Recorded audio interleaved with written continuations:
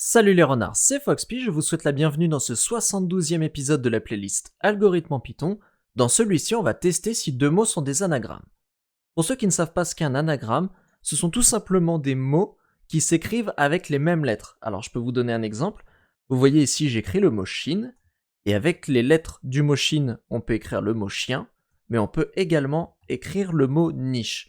Donc des mots sont des anagrammes s'ils partagent tout simplement les mêmes lettres. Sachant ça, on va pouvoir définir notre méthode. Donc, je vais l'appeler sobrement anagramme et elle va prendre en paramètre deux chaînes de caractères. Une première chaîne que je vais appeler string1 et une seconde chaîne que je vais appeler string2. Ok. Ce que l'on peut constater, c'est que si deux chaînes de caractères n'ont pas la même longueur, alors elles ne peuvent pas être un anagramme puisqu'il y a par conséquent une chaîne de caractères qui a plus de lettres que l'autre. Ça va être notre première structure conditionnelle.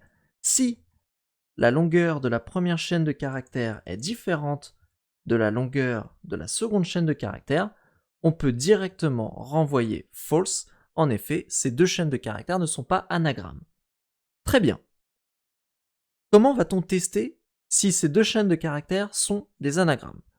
Eh bien, on va trier leurs lettres et on va regarder si, une fois les lettres triées, on tombe sur la même chaîne de caractères. Regardez. Si sorted de string1.upper est égal à sorted de string2.upper, alors on a des anagrammes, return true. Sinon, on n'a pas d'anagramme, return false. Je m'explique. Reprenons la chaîne de caractères chien et reprenons la chaîne de caractères Chine. Donc je vais l'appeler D.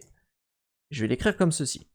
La méthode upper ici permet de transformer ces chaînes de caractères en majuscules. Donc toutes les lettres seront en majuscules. Ça nous permet de les uniformiser au cas où l'utilisateur envoie deux chaînes de caractères, mais avec des lettres écrites à la fois en minuscules et en majuscules, ça permet tout simplement de les uniformiser, de comparer les mêmes lettres dans la table ASCII. Pour ça, donc, on fait appel à la méthode upper, et si je fais un print de C et un print de D, comme vous pouvez le voir, là, les deux chaînes de caractères sont en majuscules. Très bien. Maintenant, que se passe-t-il si je fais sorted de C? Eh bien là, vous voyez que mes lettres ont été triées par ordre alphabétique, le C, le E, le H, le I, le N. Regardons ce qui se passe avec D. Eh bien la même chose, comme il y a les mêmes lettres, elles sont triées dans le même ordre, par conséquent les deux listes sont égales.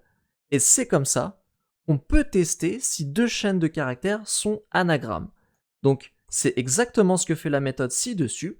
On teste d'abord si les deux chaînes de caractères ont le même nombre de lettres, et si c'est le cas, alors on les trie, on les met en majuscules, et on regarde si cela nous donne la même liste. Si c'est le cas, c'est un anagramme, si ça n'est pas le cas, ça n'en est pas un. On va tester notre méthode avec les deux mêmes chaînes de caractères, A est égal à chien et B est égal à niche. Donc regardons déjà le premier résultat. On nous dit que ce sont des anagrammes, très bien. Essayons d'écrire n'importe comment ces mots, chien, niche.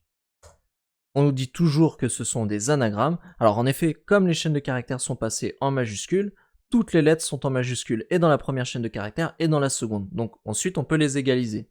Alors testons une dernière écriture, comme ceci.